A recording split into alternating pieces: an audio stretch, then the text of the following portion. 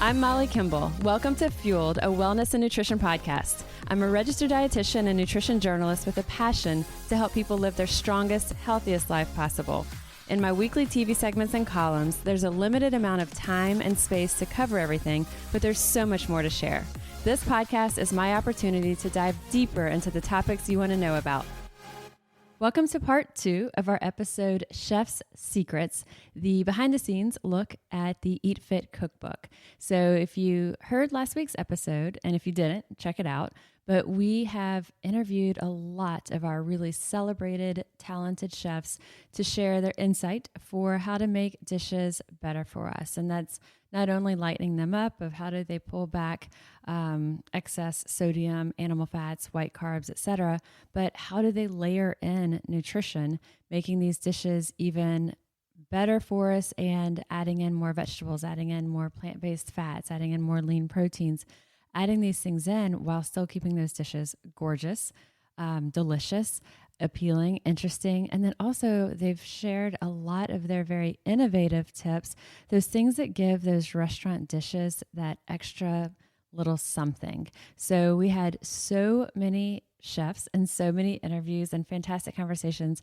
I really couldn't narrow it down. And so we have the highlights from each, but it's still about 2 hours of content. So we split it into 2 episodes for y'all. And this is part 2 coming up. So we've got everything from different types of uses for apple cider vinegar and how to make your own bone broth to baking tips, especially if you're looking for low carb, gluten-free, vegan, etc. So we've got the full spectrum for you coming up. And essentially all of these chefs that we've interviewed or that I've interviewed have been from our Eat Fit Cookbook. And so they all have dishes featured in the brand new Eat Fit Cookbook.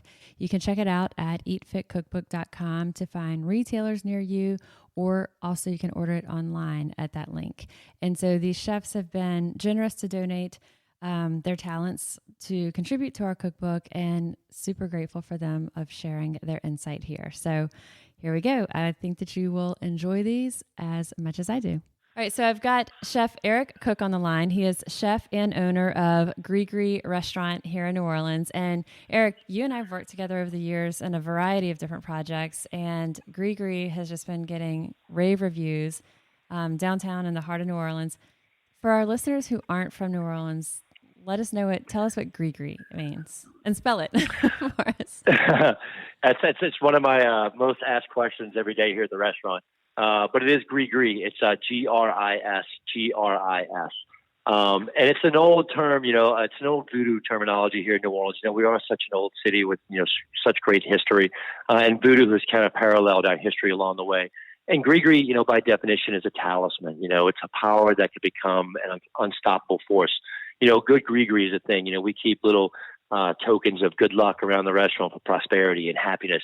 So Gris is just one of those things that, you might hear in conversations, around New Orleans, of somebody saying, hey, put the Gris on somebody, or it's good Gris or bad Gris. But again, it's a positive word that we love, and it's just, for us, it just means, it's a little bit of magic. And that's what I think New Orleans is really about is dining should be a little bit of magic. I love here that. in New Orleans. I love that. So share one of your favorite tips that you use, whether it's at the restaurant or at home, to kind of lighten up dishes or just kind of like a creative way to add flavor. Well, here in, South Louisiana and all along the South, we're very lucky to have such great natural resources. And one of the things that people don't really, I think, know offhand is that we have a great citrus crop every year. And as it gets cooler, we get great locally grown lemons, and we get great satsumas, and we get, grapefruits. Everyone's kind of growing in their yard, and, utilizing the fruit itself, the fruit itself is one thing, but a lot of folks forget about that, the rind on that fruit, and the zest of that. So one good trick I always do is when we get these great, crops of citrus here in South Louisiana, I'll zest them. So I can take satsumas and limes and lemons and grapefruits and zest all around the outside of these guys and save that. And what we do is we'll dry it out and grind it up as a seasoning alternative as opposed to using more salt or, one of the local Creole spices that tend to have a little more salt in them as well too. But by using these zests, it gives you a whole different level of flavor. And you could add it to seafood. You can add the lemon zest even to grilled steak sometimes, a little added extra acid in those dishes that you're doing around the house or here in the restaurant as well. And that's one of the tricks we like to do is, you utilize everything you can, from these great crops that we have coming in. And zesting is something that you can do to preserve it. And it's also something that you can do just on an everyday basis. If you're just picking up some citrus from the grocery store, you can zest it. You can drop it into a Ziploc bag. You can put it in your freezer. It's going to hold. It's going to add great flavor to all the dishes, even salads if you want. And so if you're drying the zest, so you would zest it like using either a cheese grater or a zester. And if you're drying right. it, how would you do it? Like on a sheet pan on parchment paper or? Yep. We just use like a small little half sheet pan. We'll put some parchment paper on there and we'll set the oven very low, like a dehydrating temperature, like 180 degrees or so. It doesn't have to be really hot because you don't want to really, cook it. You just want to kind of dry it out. And it releases so many natural oils. And if you get too hot, you might lose some of those. But by going at low temperature, nice and slow, give it a shake every now and then, toss it around with a little wooden spoon until you get that consistency where, it's all that oil is pulled out of it and all the moisture's out of it. And from there, a good thing that I always have is I've always got a little pepper grinder in the house. And I'll just, you can pick them up at a local store. They're really inexpensive. And you just throw it in your little pepper grinder, blitz it a few times, a couple of pushes, and now you can put it into a jar on your spice shelf with the rest of your spices. And when you're looking for a little extra flavor, whether it's even in pastas or it's going onto, some of our great local seafood, or just trying to add a little bit of zest to a cookout you're having at the house, maybe entertaining. A little bit of citrus goes a long way. Okay. So using the fresh citrus on right there in your cooking, using it in spice blends later.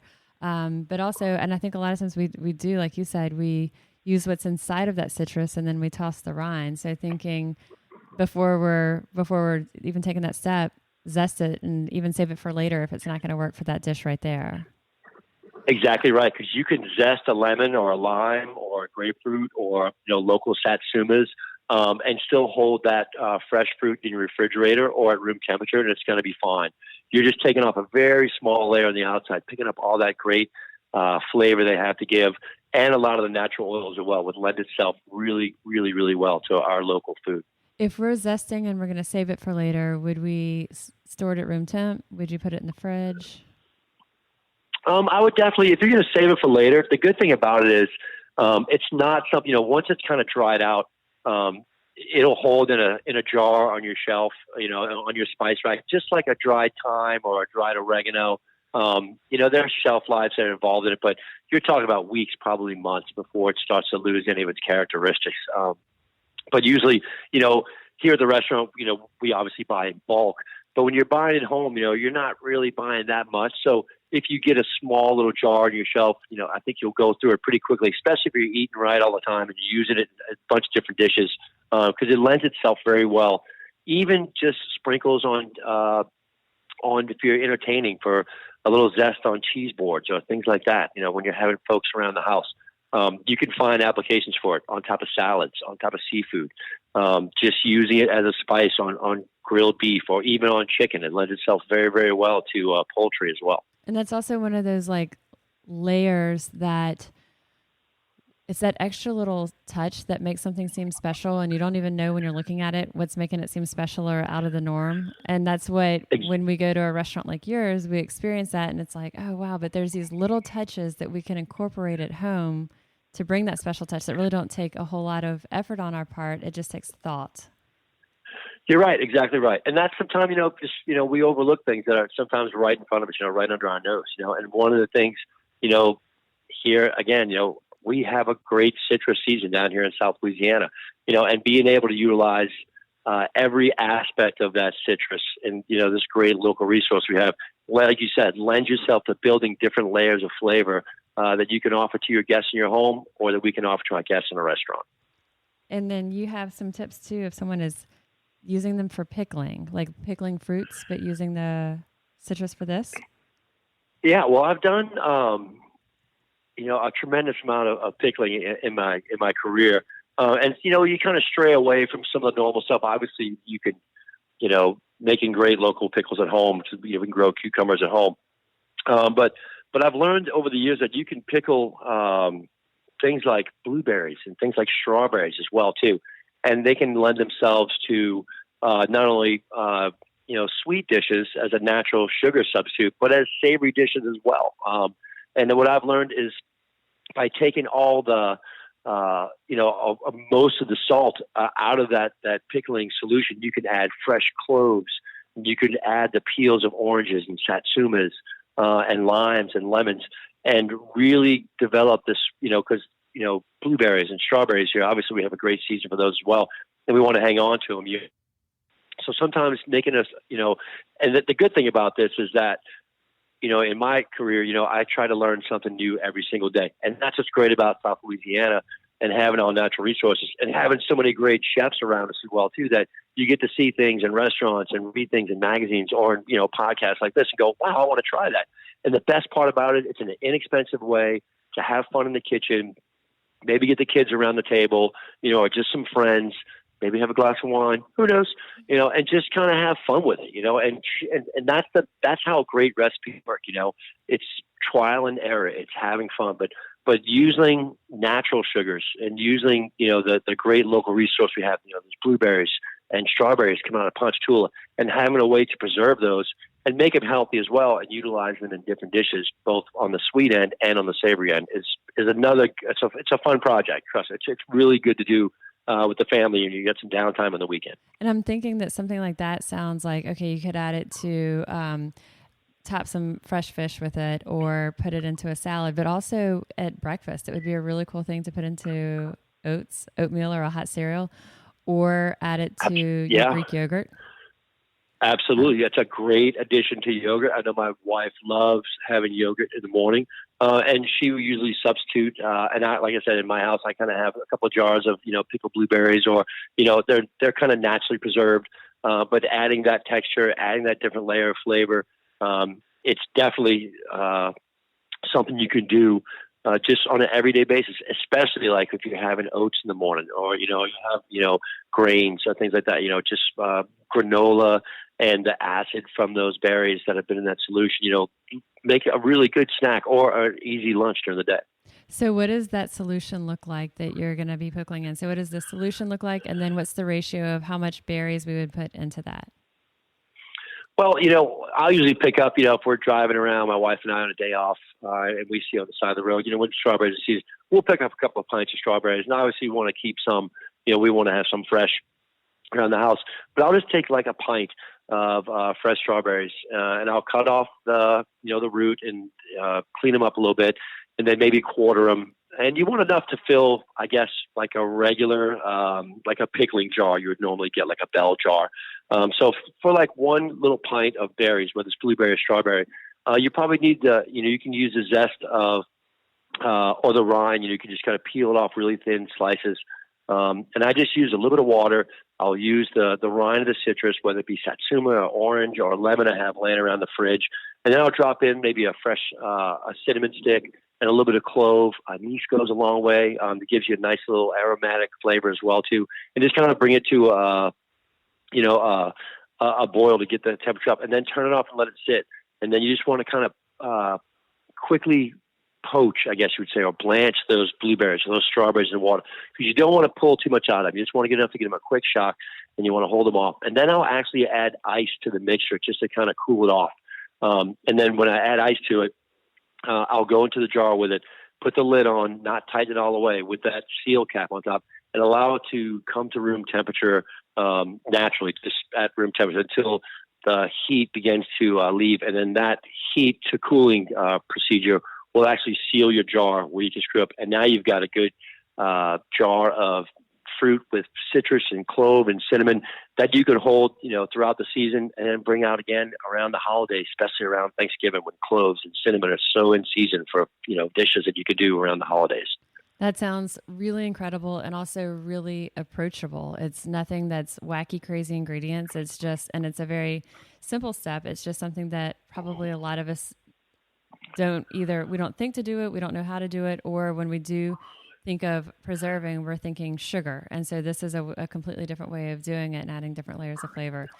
Delicious. I think that this is that's definitely one that I want to try. And like you said, it takes not even a lot of time, but the time that you do put into it, it's going to last you for quite a while.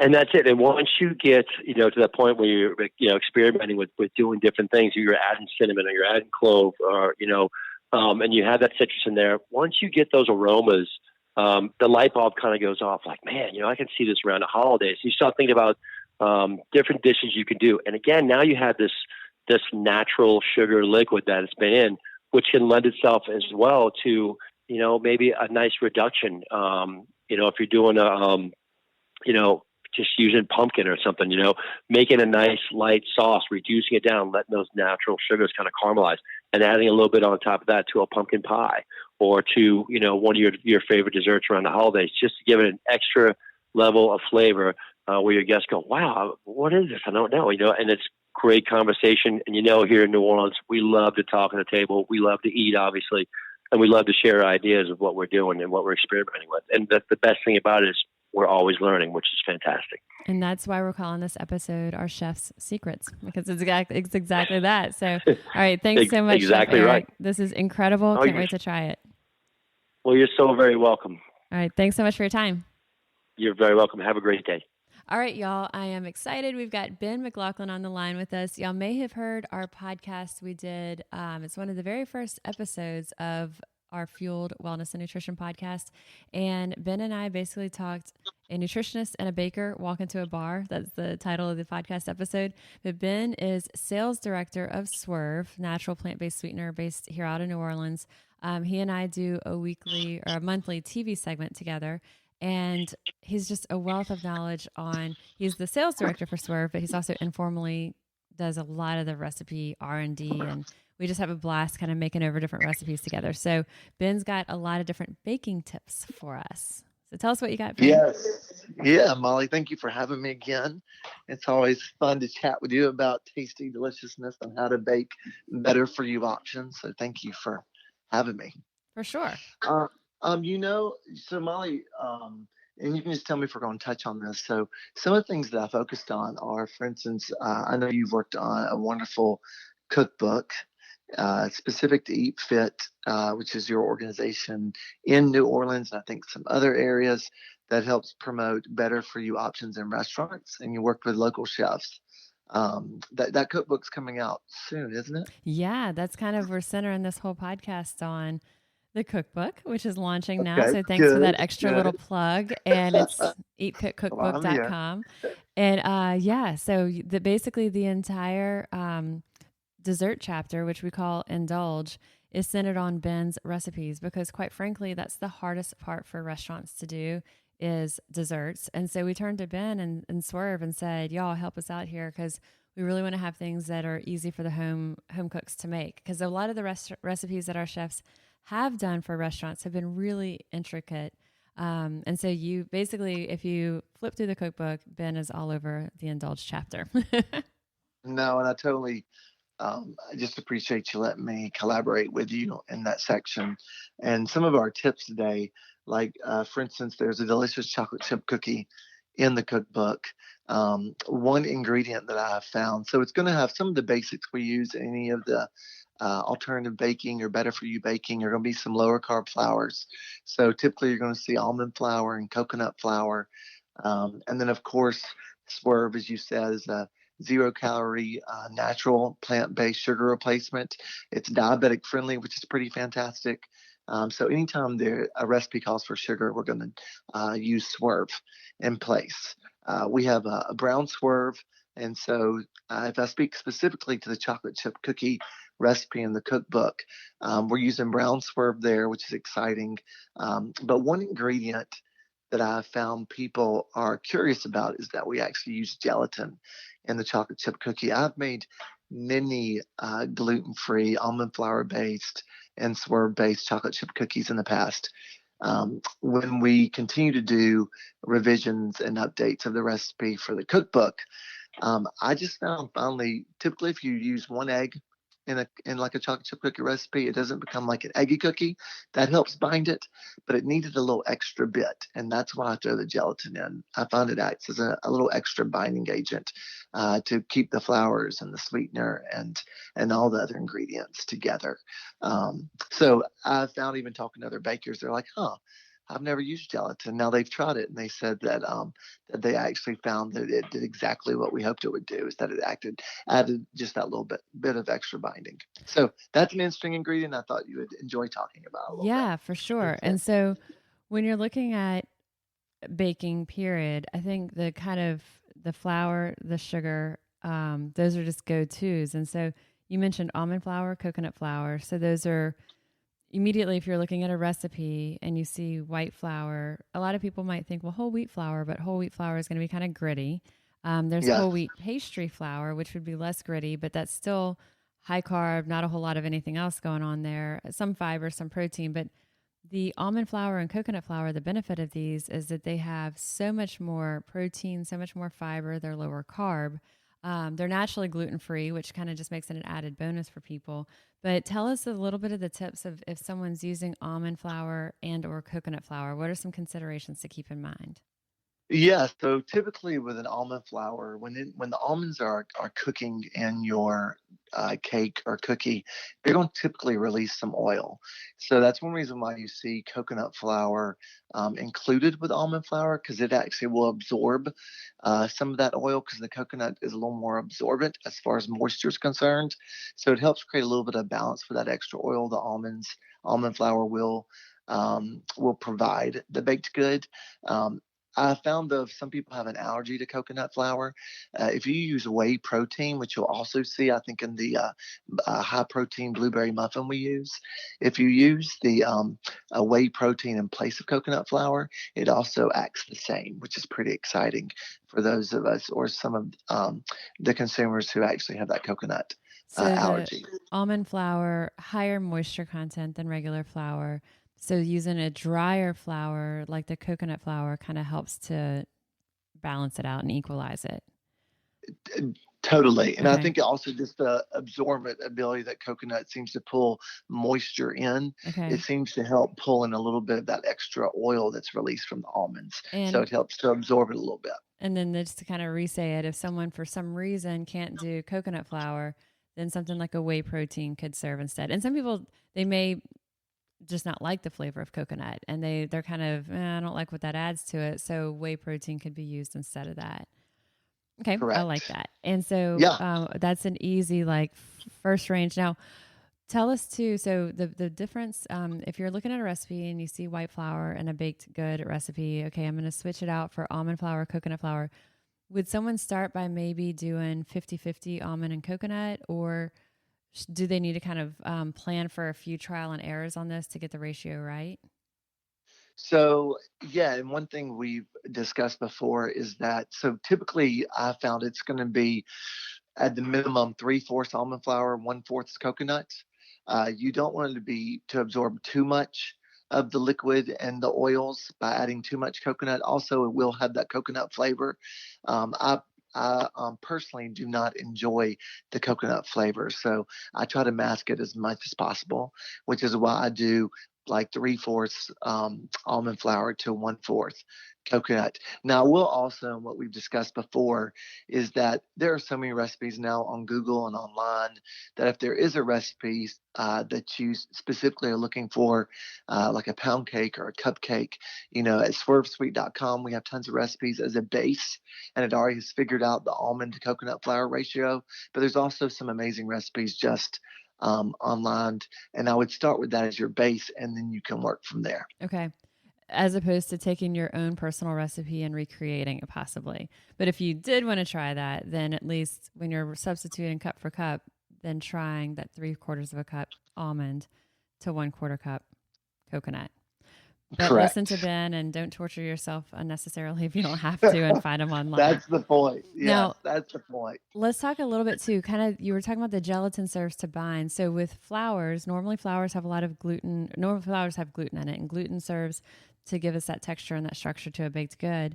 Xanthan gum, you'll see that in recipes, and you can't overlook it because that xanthan gum serves that purpose of binding and giving that texture and structure just like gluten does. So if you've got something that doesn't have a regular flour, it has almond flour, gluten flour, don't ignore the xanthan gum that's in there.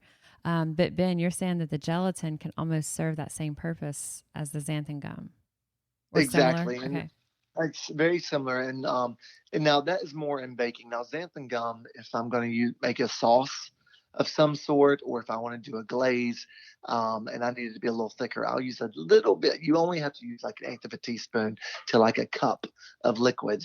But I would use a little bit of xanthan gum just to get that thickening for a liquid. But in baking, yeah, gelatin and xanthan are going to act the same. You would use a little bit more gelatin than you would xanthan gum. Again, a lot of xanthan gum goes a far way when baking and cooking. Also, I like gelatin because it's easily accessible in the packets in almost every grocery store.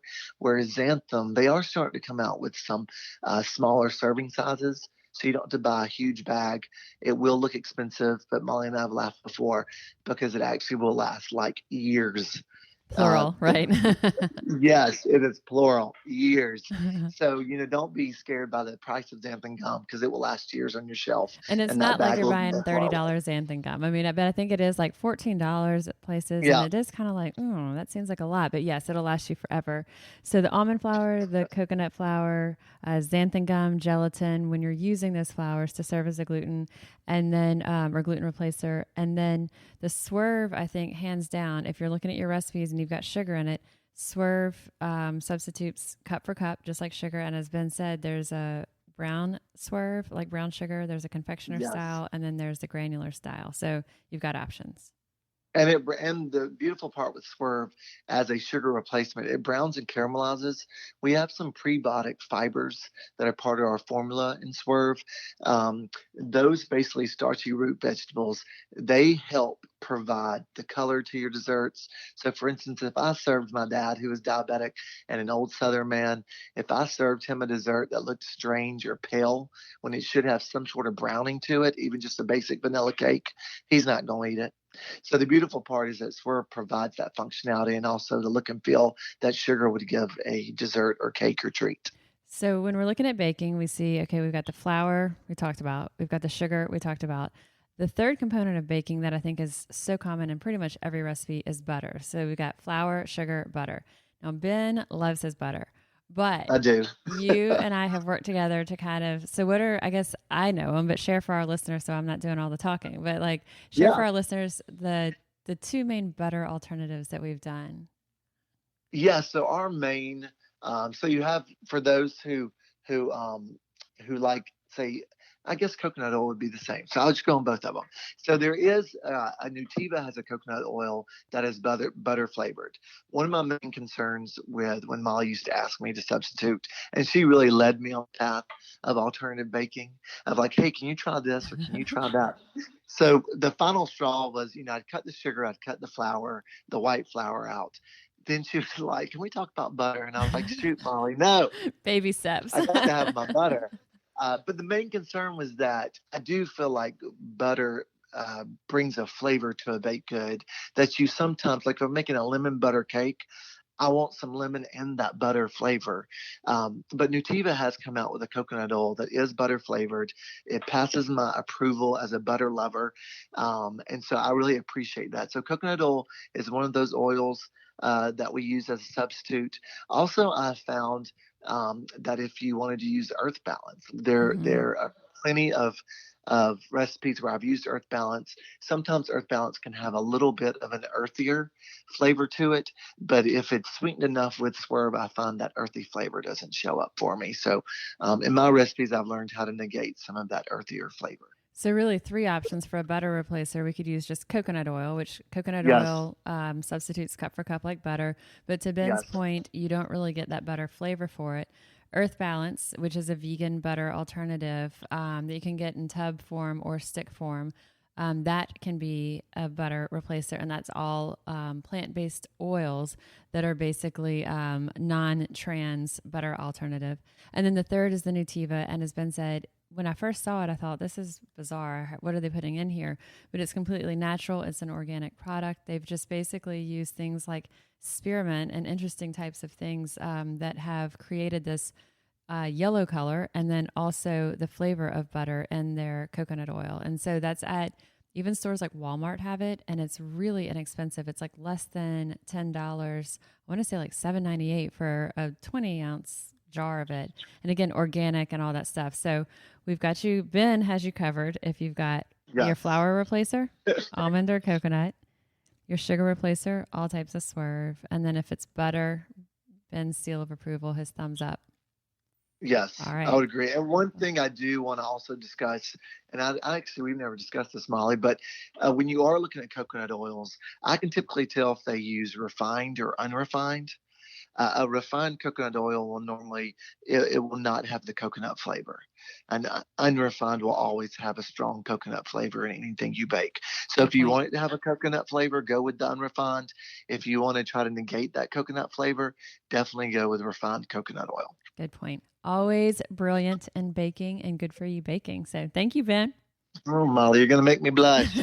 Talk to you soon. Thank you. Okay. Thanks, Molly. So one of the most creative, innovative Mediterranean restaurants I know is Attiki downtown in the French Quarter in New Orleans. And on the line with us is chef owner Diana Canahuati. And she's so passionate about her restaurant, her food, and very creative with things. And Diana, you've got a lot of really cool ways that you've worked with us with Eat Fit, but also things that you do in your own life to make dishes even healthier. Yes, I do. I love to cook and, just take things to another level and put things together and bring out flavors and just keep creating. And is your family from Jordan, or did you grow up in Jordan? Yes, my family's from Jordan. I grew up in Jordan till I was 9 years old and then immigrated to the U.S. So a heavy influence of those flavors and the approach and style in your cooking is what I see as we look at the menu. And also tell just our listeners for a second, Attiki is not just an ordinary restaurant. You have, a whole late night entertainment, late night crowd. So give us just a snapshot too of what Attiki is all about. Yes, definitely. That was the hardest thing. I knew what I wanted and what I wanted to kind of put out in the New Orleans French Quarter area.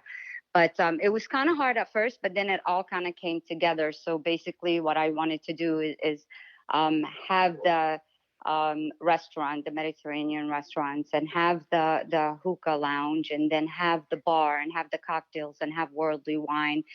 And in the French Quarter, there's the late night, and there's the late also belly dancers on the weekend entertainment. So it took a while, but we kind of brought it all in where, you can just come in and just enjoy all of them or some of them. I think it's one of the neatest places. So yeah, to just say Mediterranean restaurant doesn't really wrap all around and encompass it all. So it's all of these things, and it's in a gorgeous space there. So one of the secrets that you have that you use again at home and in the restaurant is getting creative with sauces. And I really like this because I think sauces are an easy way for someone to add variety to the same old, same old. So if they're going to prepare, we get comfortable, and we know that we like a particular, lean protein, of whether it's chicken or pork loin or fish, but sometimes we get tired of it. And so just mixing up the sauces with our veg or our lean protein can immediately change the whole dish. Absolutely. This is one of the things that I really love to play with because I love to, I love to cook. I love to cook for everybody and anybody. But yes, it's also changing up and being creative. From sauces that you could use on salads, on proteins, and actually cook with and actually marinate with. And there's so many flavors, to play with and do, which is, you have, it's one of the Stables original, but it's great to play with a different way. There's it's called the foam sauce, which is a garlic sauce that kind of blends in when we blend it, and it comes out just like a mayonnaise that you could marinate, and you could put in anything, almost on anything. It's great. And what did you call the sauce? What's the name of it? It's called thome, but it's garlic. It's basically like a garlic kind of mayonnaise texture. Okay. And how do you spell it? Just for THOUM. Okay.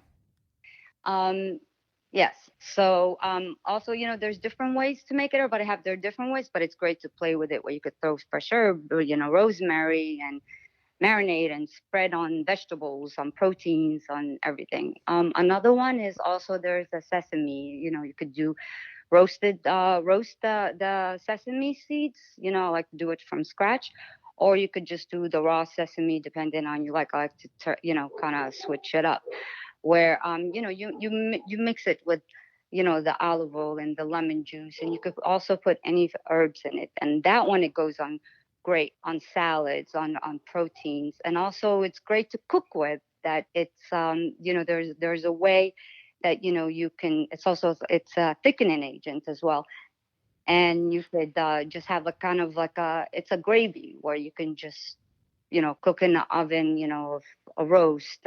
We have a famous dish that's a ground meat kebabs that you throw it in with vegetables. Okay, so if someone's going to make the garlic sauce at home, how do we do we start with, what are the ratios, and do we roast the garlic first? Is it raw?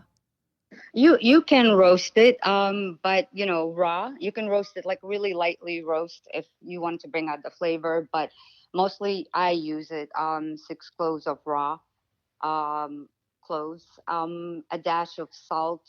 I take 1 egg white, a cup of any oil that you like. I use the light olive oil, not the heavy one. 2 teaspoons of lemon juice, and 1 teaspoon of ice water. Okay. And use like a NutriBullet or immersion blender? Yes. I use, because it's when I do it at home, it's 6 cloves, so I use like my bullet or the smaller blender. Mm-hmm. When I do the quantity, I would do the bigger blender. And it basically makes like a creamy garlic sauce. Yes. And you can store it in a jar in the fridge. Yes, I put it in a jar, store in the fridge, and then just take out, as whatever to your liking, whatever you want to marinate it, you want to spread it, or anything. So you could use it, like you'll marinate chicken in it for your chicken shawarma, you said. Yes, I love to do it. Some people just put, different, raw garlic, crushed garlic, or garlic powder. I really like to take a tablespoon of that and just, let it marinate. And the shawarmas, and meats, it gives it more the garlicky, lemony. It's amazing. Or you could use it as like a spread on a wrap, on a sandwich, or you could use it as a dipping sauce. It's super versatile. On a sandwich, I use it. I brush it on all my vegetables, my broccolis. I use it anything. I want to make a pasta. I have like a creamy pasta. I'll throw it in there. Okay. And the sesame sauce, you said you could roast the sesame seeds or have them raw, blend them with, again, a bit of oil. And what herbs would you put in that? The sesame sauce, you could play around with it any way you like it. Sesame sauce, of course, at the beginning, you can make your own, which is tahini sauce, and it's so simple. You basically just roast it. And then you put it, in a blender, and you add your, a pinch of salt to it. And a little oil, and you basically gonna get, just the oil, the paste. And that tahini is so delicious. I could just eat it with a spoon.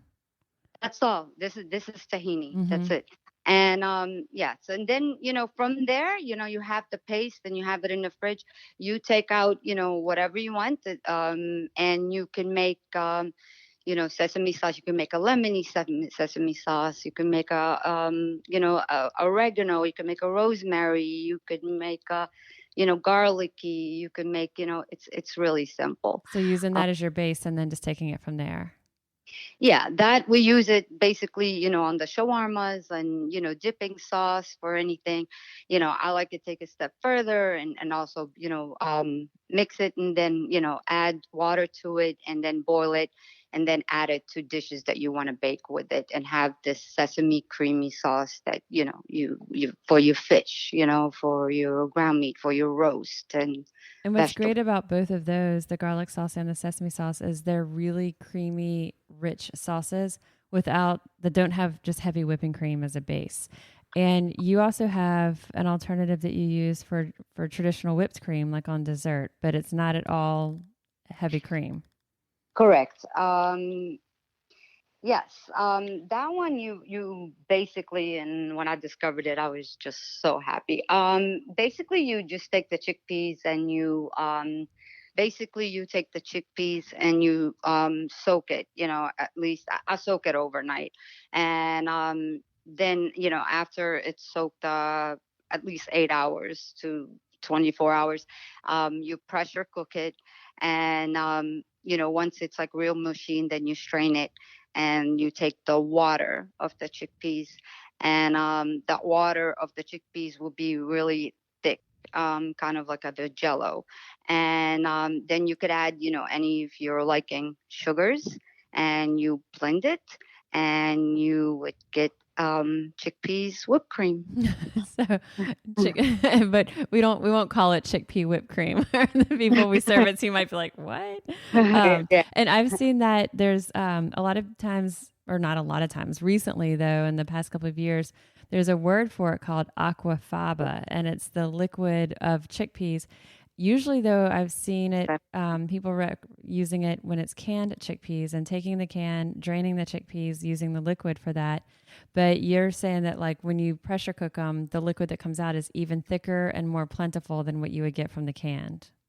Correct. That's what I found. And Correct. the sugar, of course, mixed with this liquid makes this whipped cream. And we've done a similar, we actually made meringues like that, but we used Swerve instead of sugar, and it actually held and made a meringue, just like you would have kind of a hard, crusty, sugary meringue. Yeah, it was really cool. But I haven't done it as just a whipped cream alternative. I really like that. And so you, some of the other things that you do, because I think the sauces are super just versatile and easy for people. I love the whipped cream with the aquafaba, and the shortcut being the canned, but doing it in the pressure cooker way if you've got more time and you can use the raw chickpeas or dried chickpeas. Tell me about the falafel and the kibbeh, how you make these better nutritionally. Oh my God. So I was so excited and so happy when I came to find out, and I had so many friends of mine that were like, there's no way that cannot work, And I did have to kind of find a little consistency for the moisture and so forth when you kind of want to put it in the air fry. So that could be, you could either, we do at the restaurant, it's like a little, the shape of the miniature football shape. And, even that's a little harder because you kind of, want to get the thickness in the inside and everything to be leveled and cooked. And you could do also a pan of it. And also as well as the falafels, which is the mixture of, the chickpeas and faba beans and herbs and so forth. But normally, traditionally, always it's fried. And so, cutting out staying away from fried and, frying in the oils. I tried in the air fryer, and it just works amazing. You could actually have a decent falafel. I love it. My kids, even the kibbeh, they like it because it comes out like crispy on the outside, and it's still, all the moisture and, the meat and pine nuts and everything. It's great. And falafel, kibbeh, and if you think it's good, then it's gotta be. Oh my gosh, everybody, overseas, when I tell them, there's no way, and I'm like, trust me, you'll be amazed. There's a whole new way to this. That's really cool. And your ideas too of using the air fryer for even things like whole grain pita to crisp it up to put it over a salad? Yes. I mean, basically that's all I do, especially at home now for my kids. From, the pita chips, when I have the, pita chips, I basically just, it depending on the moisture of, what kind of like dough that I'm putting. If it's dry and has enough moisture, it'll kind of, dry it off. I'll do like, tacos for them. I'll do pita chips for sauces. I'll cut up some pita chips, or I'll make the flax seeds and so forth, and just throw it in salads and, have that crunchiness and so forth. So, yeah. And the cleanup for that versus a deep fryer is so much easier. Oh, definitely. Fantastic. Definitely. Love, love, love. This is fantastic ideas and inspiration for us. And well, thanks so much, Diana. And you and I think, could talk forever about food and ideas, but this is really great stuff to give our listeners some at-home tips. Yes. And don't forget about the orchid root powder. Tell us that. Yes. I completely forgot. This one to me is like super amazing as well, that I kind of been playing around with it. It works beautifully, and it does. And it's basically like a cornstarch, but it's actually a thickening agent, and it's a fresh fruits like wild berry taste. It's just like an orchid, and it's the buds at the bottom of it. And you can buy orchid root powder. Yes, you can buy orchid. Amazon have it. I normally get it. Any Middle Eastern been used in a lot of desserts and thickening agents for a really long time. It's used in ice cream.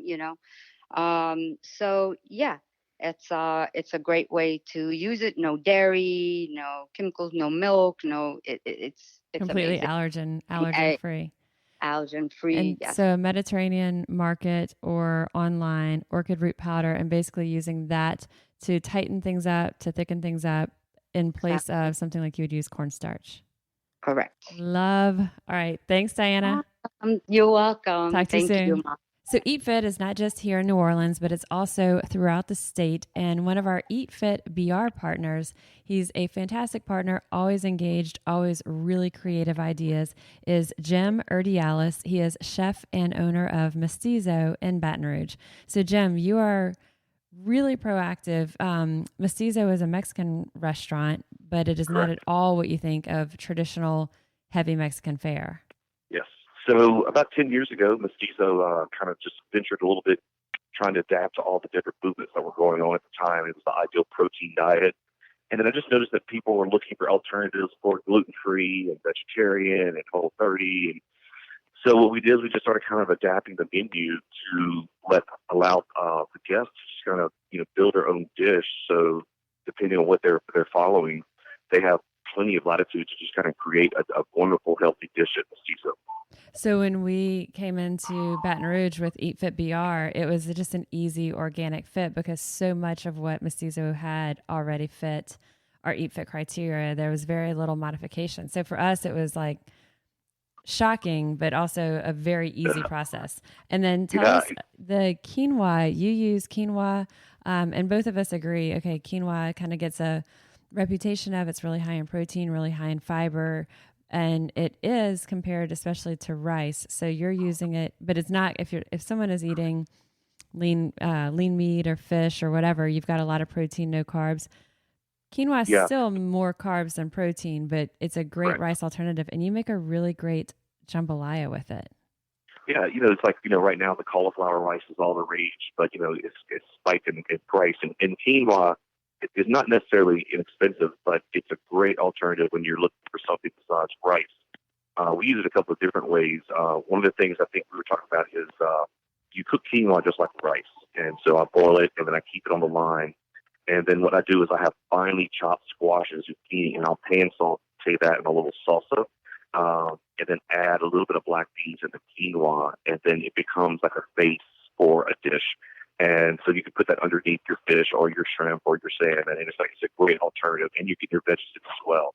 One of my other favorite things to do with quinoa is I think these little breakfast parfaits where I will, with the cooked quinoa, I will add some like cranberries or like a mixed trail mix and put with low-fat yogurt, some fresh berries, a little honey on top, and you've got a great breakfast item too. The one thing about quinoa is very versatile, so you can play around with it different ways. But again, it's not your protein substitute; it's more of a rice substitute. Right, a better for you carb. And the recipe, one of the many recipes that we have from you and the Eat Fit Cookbook is the shrimp quinoa jambalaya. So basically taking that quinoa instead of rice. And so if you get your hands on the cookbook, you'll have Jim's recipe for that.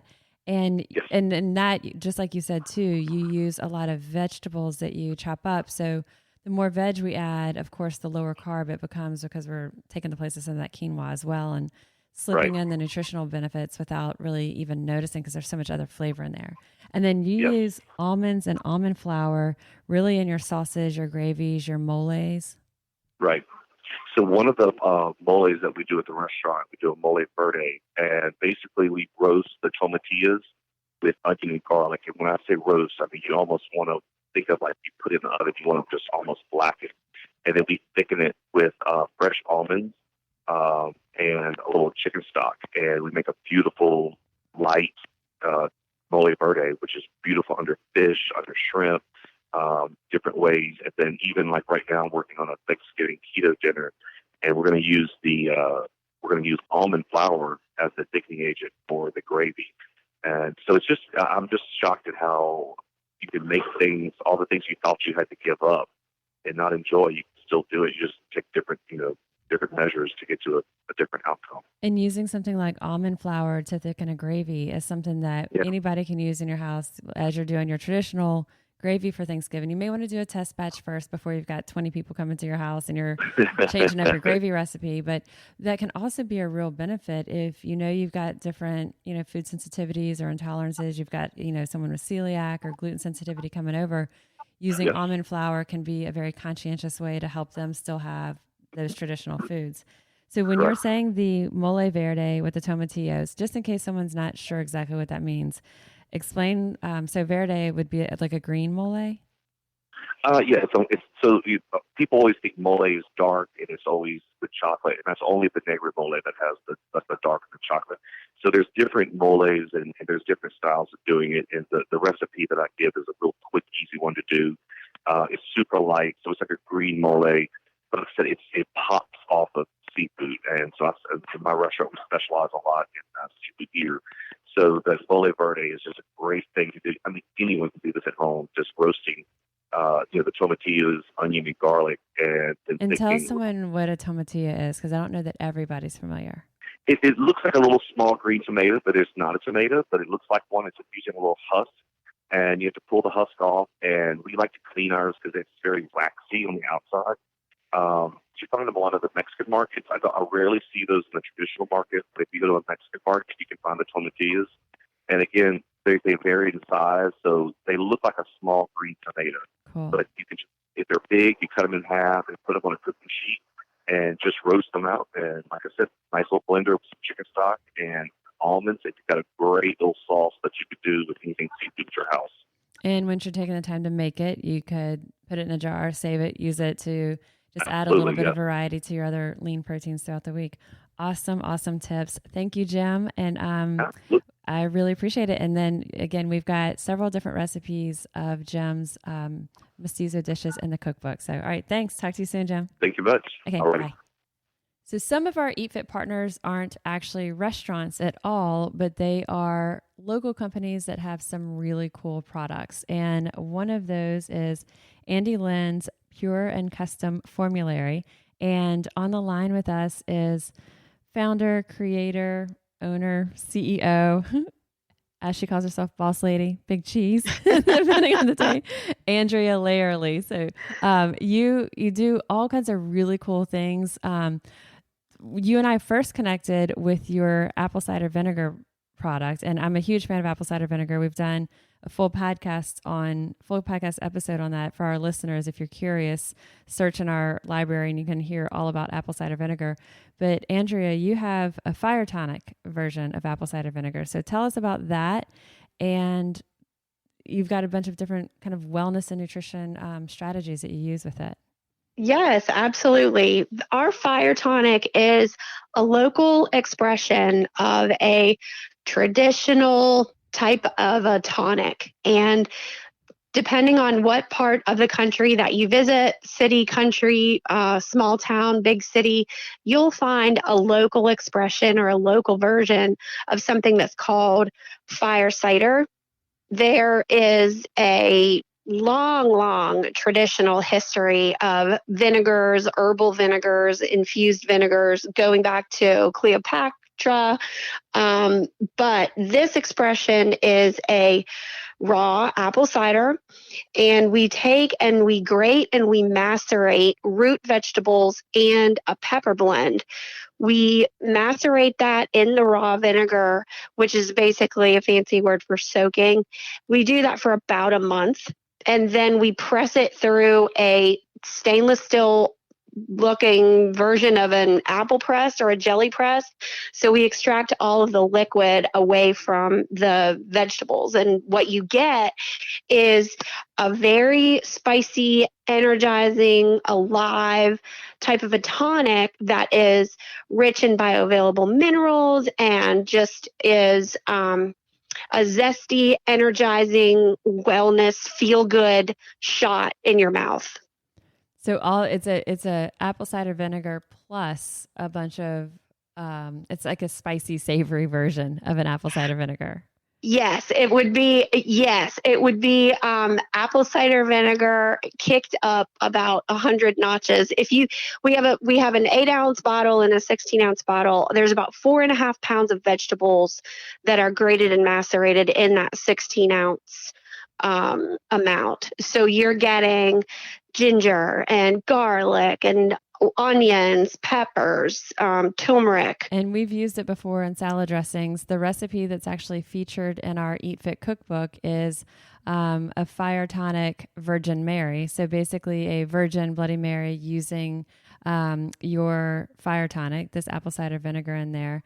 And you also use it as you're doing traditional bone broth. So tell us that as far as how you would make that at home. And yes. For those who aren't familiar, bone broth is a higher protein version of a regular chicken broth or chicken stock because it's simmered for so long. The collagen and the protein is pulled from the bones. And so you actually get a lot, 7 to 10 grams of protein in every cup of bone broth versus none or one for traditional broth or stock. So bone broth is already really nutritious. So tell us how to use apple cider vinegar for making our own.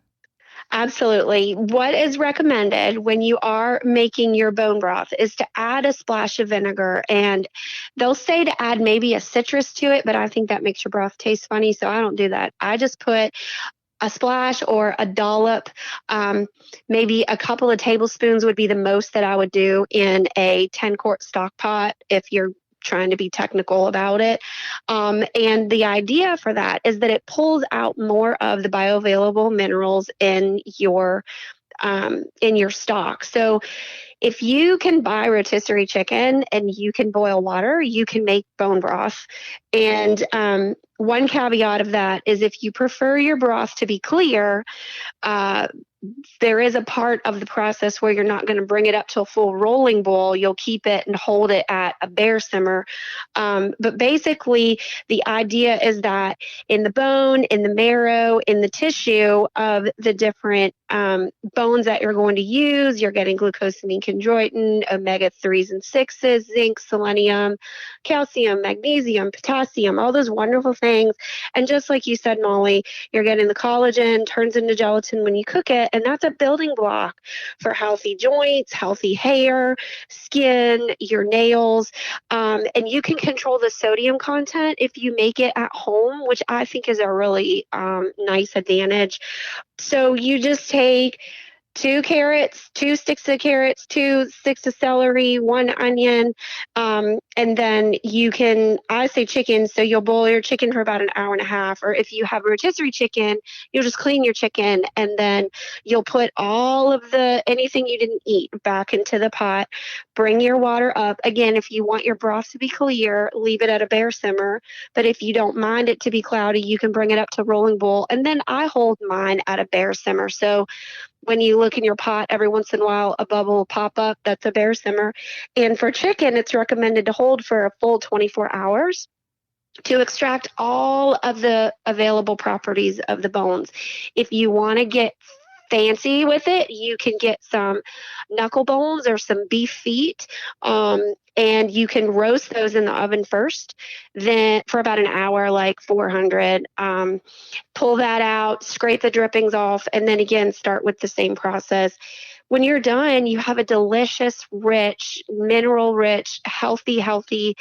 I'll do a cup of herbal tea in the afternoon, or I'll take and warm a cup of broth, and it's just nourishing, and it's like a treat for my soul.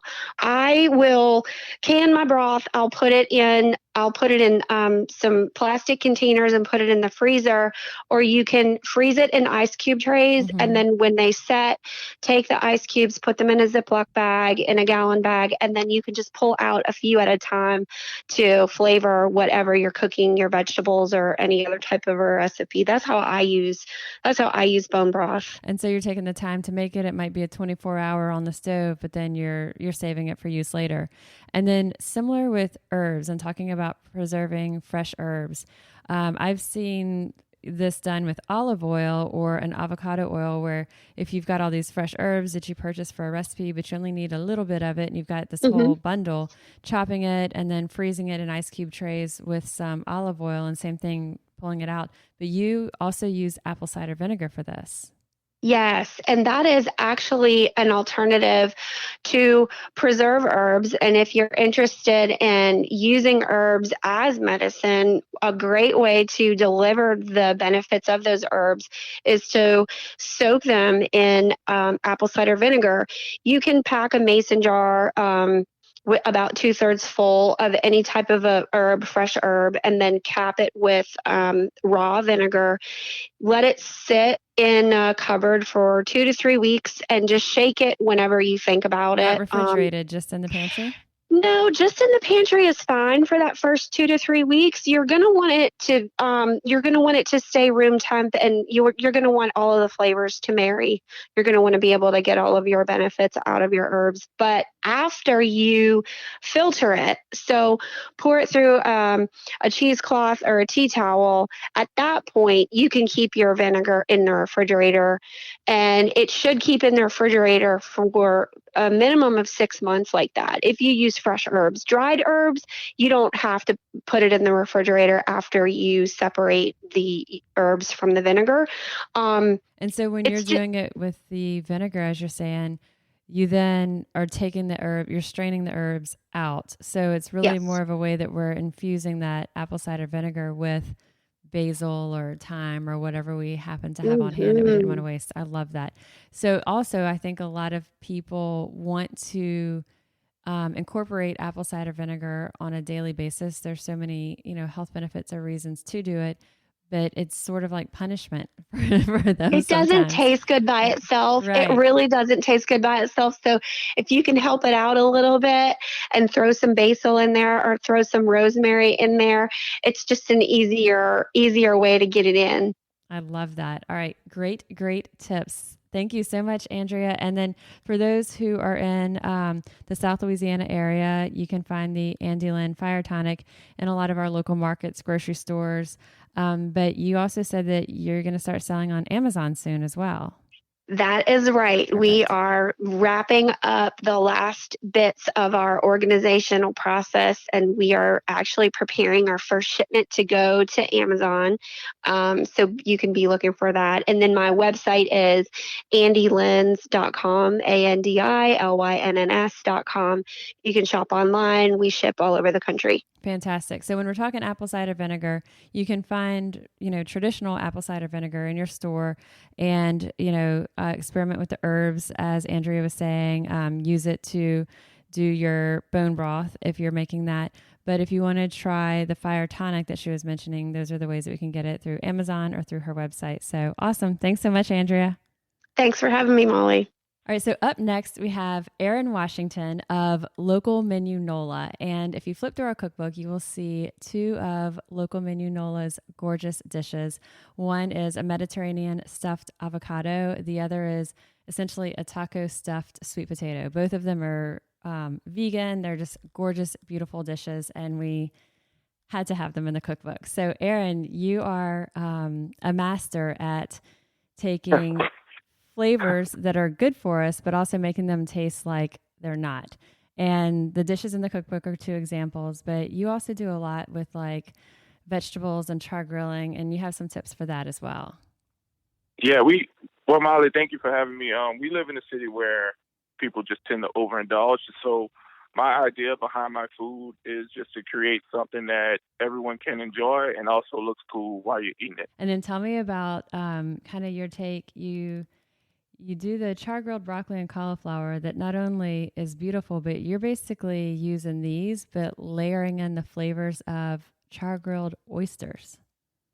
Yes. Like I said, we live in a city where char grilled oysters is a delicacy, right? So everyone knows if you want great oysters, you go to Acme or you go to Drago's.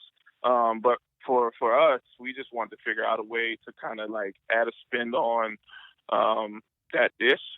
So we took like some cauliflower, some broccoli, put it on the char grilled, and it just gave off this like smokiness to it. And then we added some just like some olive oil, little pinch of salt, Himalayan salt, and then some Parmesan cheese.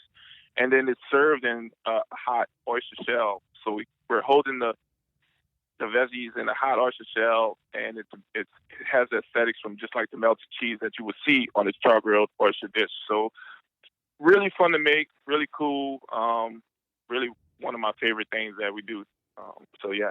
And if you're lucky enough that you've recently shucked oysters, or you might not be lucky if you're the one shucking the oysters, but if you have the oyster shells, you can of course reuse those. But now there's all these basically reusable oyster shells that are almost like decorative little art that you could use that in. So even if you're not, here in New Orleans, if you're somewhere else, that's something that you can find that they're all over different art markets and stuff here in New Orleans. But if you're outside of New Orleans, you can find them online and stuff and serve it up in those shells. Just the presentation is really cool. And then actually, go ahead. I'm sorry. I actually did a dinner in D.C. Just for some retirees. And I flew up the shells with me from Castnet right off Haynes, and we got them all cleaned and steam washed them really good, and then we were able to use them for our platters up there in D.C. So yeah, they had to have been thought that it was the best thing they've ever seen or tasted. Yeah, they were pretty amazed by it. They were like, "What is this?" I'm eating broccoli out of oyster shell. I was like, yeah, you are. But it tastes so good. So. Awesome. That's awesome. All right. Well, that's fantastic tips. Anything else for our listeners as far as kind of healthifying and making over their recipes? Yeah. Look forward to the book coming out. Really, really appreciate you, Molly, and Eat Fit NOLA for letting us be a part of that project. And you can reach out to us via Instagram if you have any questions at Drink NOLA for upcoming events or fairs that we have. Anything else? That's it. I think that's it. I think that's awesome. Say it again. The Instagram handle? Instagram is Drink NOLA. Perfect. Yeah. Like drink local menu NOLA, but drink NOLA. Perfect. Awesome. Well, thanks so much, Aaron. Thank you so much, Molly. Thank you. Have a great day. You too. So a tremendous thank you for all of our incredibly talented and generous chefs, bakers, for sharing all of your insight with us. There's things I learn every single time I have conversations with our Eat Fit partners, and these interviews were no exception. So I hope you find inspiration in some of the things that you heard here. If you try some of these tips, try some of these recipe modifications, let me know. Shoot me an email at molly@mollykimball.com. And again, you can find our Eat Fit Cookbook. It is eatfitcookbook.com, EATFITCOOKBOOK, eatfitcookbook.com. You can find retailers around you. You can also order it online. If you get the cookbook, I want to hear that too, and you try the recipes from there. Email me pictures, email me your feedback. That's been one of the coolest things of doing this as well. So thanks for listening. I am registered dietitian Molly Kimball, and you've been listening to Fueled Wellness and Nutrition. And for more Fueled Wellness and Nutrition, head over to my website, mollykimball.com, and you can follow me, Molly Kimball RD, on Instagram, Facebook, and Twitter. Thanks for listening, and stay focused on living your strongest, healthiest life possible.